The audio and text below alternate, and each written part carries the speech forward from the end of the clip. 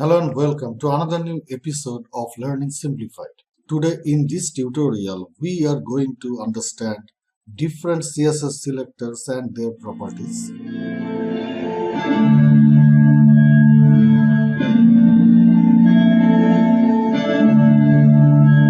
Definitely, we'll be going through a definite classification of them, but right now, first of all, let's get acquainted with different parts of it, different parts of CSS selectors. Those are being used widely in CSS.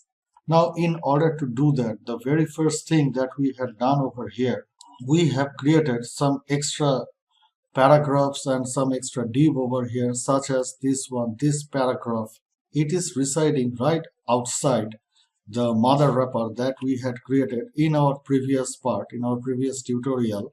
This is intentional. We have kept this intentionally outside this mother wrapper to execute different things, different CSS properties. And then we have taken a div, we have created a block element over here, inside which we have created these particular three paragraph elements. And outside of this particular div element, there's another presence of three individual paragraph elements right over here. And at the end, we have created a separate block element where we had presented some sort of form element over here. It's a very primitive type. Nothing has been customized so far, but we will be customizing them. Now, if we get back into our index.html, these are practically all those things. Those are residing outside this particular mother wrapper, and there it goes. This is the mother wrapper, and outside of it, there it is. We can see all these elements, all these paragraph elements, this particular div element, all those paragraph elements inside this particular paragraph tester div that we have created and which is residing right outside the mother wrapper. All of those things are practically residing out of this mother wrapper. So we have created up to this far, and this is the form field that we have created. In this stylesheet.css, so far there's nothing much improvement that is being executed over here. Only this paragraph tester, we have provided this border 4 pixels double, we have provided a color, we have provided this text alignment here, this padding thing, this margin, and another thing, this form holder. We have provided a particular width, a margin, padding, and this is the output so far. So let's proceed. In order to get acquainted with our CSS selectors, in the very first case, the very first and the basic selector that is being used widely in CSS is the asterisk one. So here comes the first one, this asterisk. This is a kind of selector that practically selects each and every element inside this particular HTML page. Now the purpose or function of this asterisk is to select each and every element. So if we are providing here margin 0 and padding 0, that means we are providing the basic or the default value of each and every element present inside that particular HTML page to be set into our default value of 0. The margin will be 0, the padding will be 0.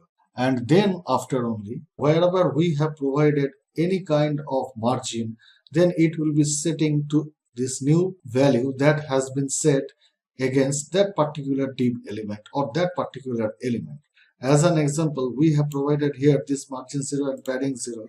So if we provide here another background color of, for say, yellow one, and if we reload and get back to our project, we can see that each and every individual elements, those where we haven't mentioned about the background color properties, those are practically set to this particular yellow color.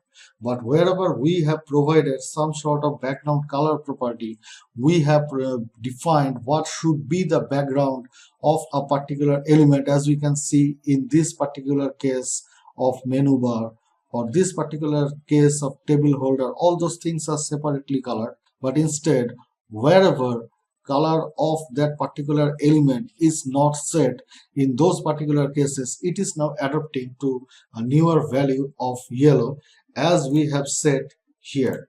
This is the cause which is practically imposing this yellow color to each and every elements, and it is now getting default by nature. So this asterisk sign, it is practically selecting each and every elements present inside that particular HTML page. So this is the universal selector which is used widely in CSS. This is the first kind of selectors. Now we are removing this background color here. We do not need to set a default value for each and every individual elements. In the next case, we can see that all those tags, those have been used in index.html. As for example, we are using practically an HTML document. There it goes. We are using some sort of div elements. We are using all those things. Suppose this UL class or list, and we are using this body tag. So everything can be separately customized in CSS, and that has been depicted over here. All those things are general selectors over here. These general tags, those have practically been used to be customized. And as we can see that we have set a default background color of the page here, which is set to this one. So all those things, those are practically this HTML background. Now if we put here for say body, and observe that we are not practically declaring any kind of this class or ID. Those are not being depicted over here. All those things are practically tag elements. Those have been used in case of this index.html, and we are using these same tag elements in order to customize, to stylize them into some different custom properties. Now if we provide here the background color of body should be for say this black color.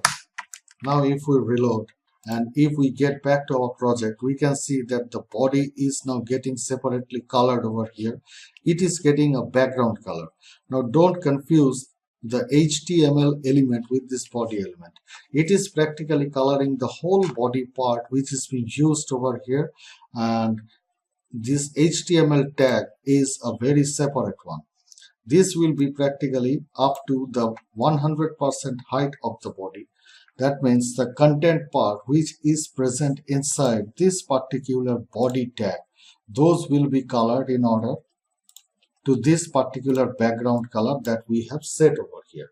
So all those elements are practically very much common in nature. Those are practically tags, and those are termed as this general select. We will be knowing all about it in our forthcoming tutorials. We will be practically discussing on a particular classification, and in order to do that we need to create a separate page and we need to customize them separately in order to understand it very better. But the very first thing that we are going to understand is these elements. Those are being used over here. Now we are removing this particular body element, this body segment from here. Now we can see that this is the actual color. We have provided the background color of HTML as this one. So that is why we can see the output right over here. Now the next thing is